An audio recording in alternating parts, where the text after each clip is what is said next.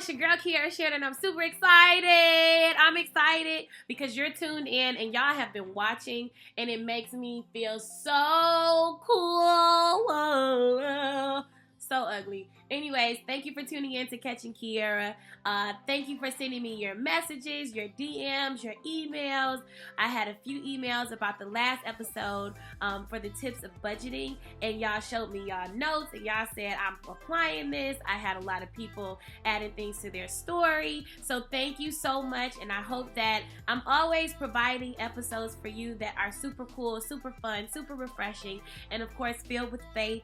So I love y'all. Thank you for tuning in. Keep telling your family and friends. Y'all are stopping me when I see you and I'm out of town and I'm in your local city. Y'all are showing me love and mentioning the YouTube channel. It's really surprising. So thank you so much, and I hope to continuously bring you epicness, things that will help it or help life easier, help make life easier. I am not slow, I promise. But listen, today's episode, or this week's episode, is all about providing tips for you or reasons for you of why you should travel.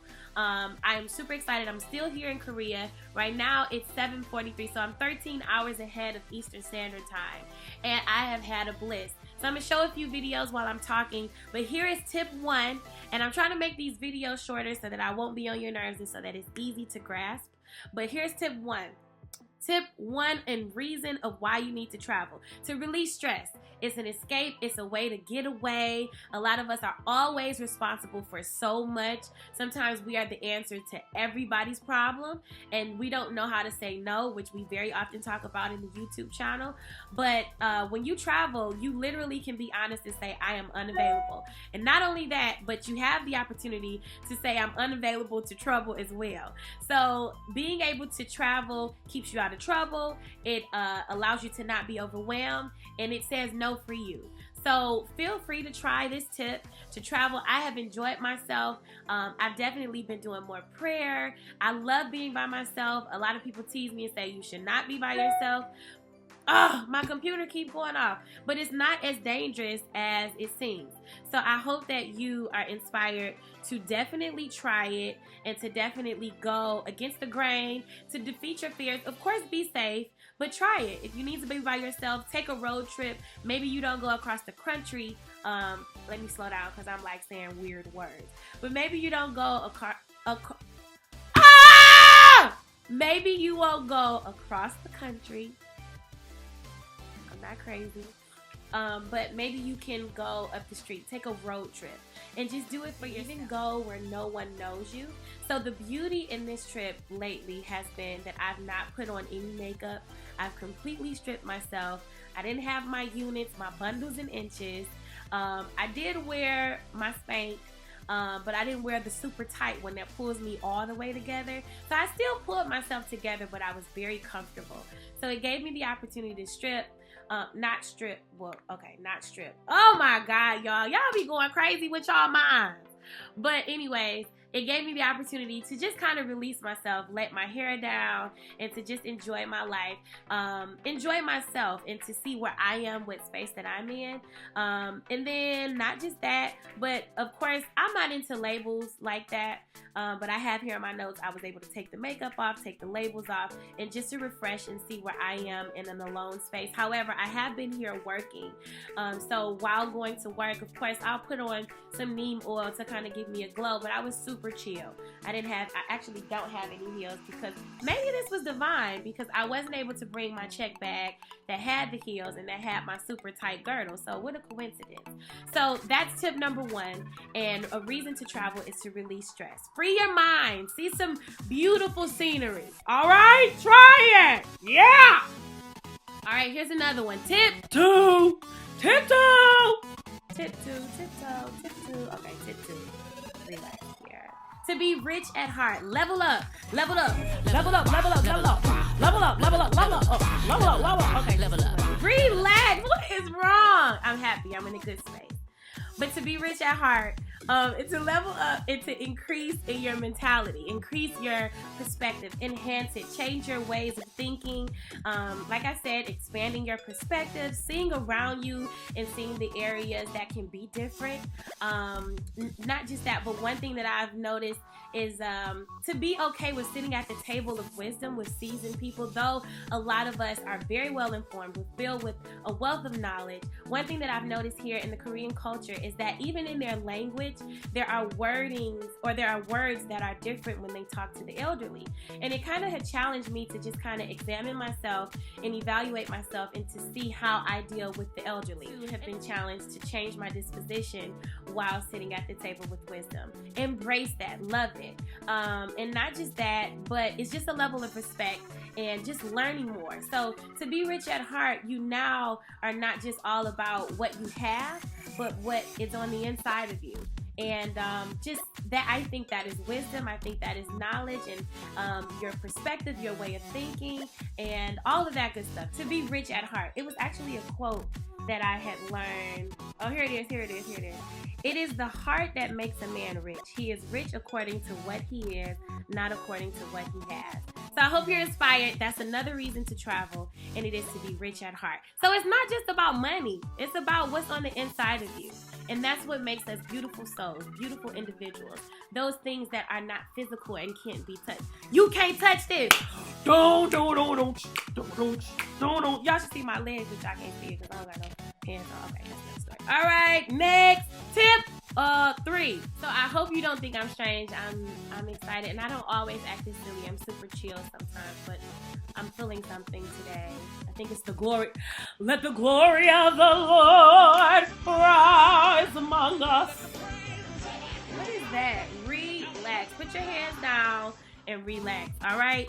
Here is, I think this was tip 3. Yes, because I just finished tip 2. All right, tip 3 is to reinvent yourself. So having the feeling of excitement and intimidation is not so bad. It's uncomfortable, but like we say very often, in order to have a diamond, you have to have cuts, pressure, and that's what makes the whole thing beautiful.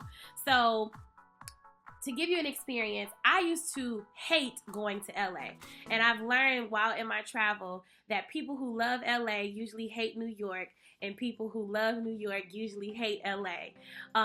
New York is my place. I love New York because it inspires me. Let's get it going. They never sleep. Now, y'all know I'm all about sleep, restoration, all of that. Get your rest.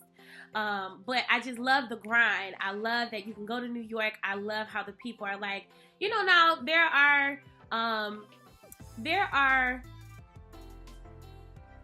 fake people. I didn't want to use that word. I'm trying to figure out, is it inauthentic or unauthentic? Well, I'll say inauthentic people everywhere. But in New York, one thing that I love is that you don't have to fake or force the sister-brother relationship. Like, hey sis, how you doing? It don't have to be that. It's just, I want to work with you. Can we make this happen? I think this would be a great collaboration. That's it. And you don't have to fake or fabricate a relationship to make something happen. And I love that it's just an aggressive thing. Now, I do know sometimes they say, oh, New York is rude, but not everybody. I like the whole straight to the point thing. Of course, consider my feelings, but also say to yourself, don't be in your feelings like that. But I love the New Yorker vibe. I love the hustle and bustle. Let's keep it moving, because it challenges you to consider the fact that there's always someone else that can do what you do. If not do what you do, they can do it better. So make the most of the opportunity, and that's what the word says. So go for it, do it. But that's what I love about traveling, and that's what I love about New York. And then LA, I will say LA put that intimidation on me. Like, it's beautiful. Hollywood, stars everywhere. I think I had met Jodie Foster, and I couldn't believe she was just in the store shopping, and it was just like, oh my gosh. And you know, everybody, so you had this pressure of just feeling like, well, I had this pressure of just feeling like you had it all together. I guess that's what it was. But I guess once you're rich at heart and you're mature and you know who you are, then you can just move on. So all of this growing has come from my travel experiences, and of course my village and everything else that I talk about throughout the channel. But I will say, having that experience and having that intimidation or that challenge. I don't like saying intimidation, but sometimes it's good because it kind of just pushes you to be like, all right, well, what you gonna do? And it's not what you're gonna do, what are you going to do to compete with the next person, but what are you gonna do to compete with yourself so that you're more confident? And it's not necessarily leveling up to make yourself look bigger than them, but it could be leveling up to make sure you're more secure and confident in who you are and in what you're going to do. So the traveling pushes you to have some conversation with yourself and to reinvent who you are. And that's what I love about the experience. So if you're trying to reinvent yourself, if you just need to get away, those are a few tips. And I think you should travel. And if you can't fly, take a road trip. Just try it. So the other thing is to know who you are. To have a chance to define what class and luxury is to you. So I've been here and I'm still in Korea like I told you all, but I'm here at the hotel, JW Marriott, and I'm loving the experience. No, that's not the Four Seasons. It's levels to this. I understand or whatever, but I think this is tip 4, by the way. So wait, let me see what I did. Tip 1, tip 2, tip 3, tip 4. Knowing who you are, learning who you are. And this experience has been amazing. I've been loving the presentation. So now when I put on my events, my Mommy and Me events, or my sister mentorship getaway, now I'm like, okay, I have to give them this experience. And though they may have already had the experience, now we all can just identify what excellence is. And so it's kind of redefining excellence, your standard, and just adding to you, not just that, but seeing different presentations, like I said. So I'll show you in the video, you'll see it's kind of like different presentations of the food. The food was great, and it was just something for everybody, how they served you. And then when they were pouring my tea, I felt a little uncomfortable, but I even, as a woman of faith, obviously we pull God in everything, in every aspect of life. But when they were pouring, I was like, oh, I need to serve a lot more, and not think too highly of myself. So it challenged me to even take on the mind of Christ, even in that experience. And though we have a serving experience when we're with a waiter, you know, out to eat, wherever we are, but it definitely just kind of pulled me to think a little bit more. So knowing who you are, learning what you like. I like being by myself. I like, you know, people, they don't gotta bow to me. Like, I did feel uncomfortable with that, but I understood that, oh, hi, you know, hi, this is your way of greeting. So I was like, hi, and I wanted to push him back up, like, you know, just hold on. But it was a great experience. And another thing that I did when I took on the mind of Christ is we're supposed to bow to each other, and I loved it. So it challenged me to, I'm up here bowing like, what up though, how you doing? So I'm like bowing like, what's good, you know?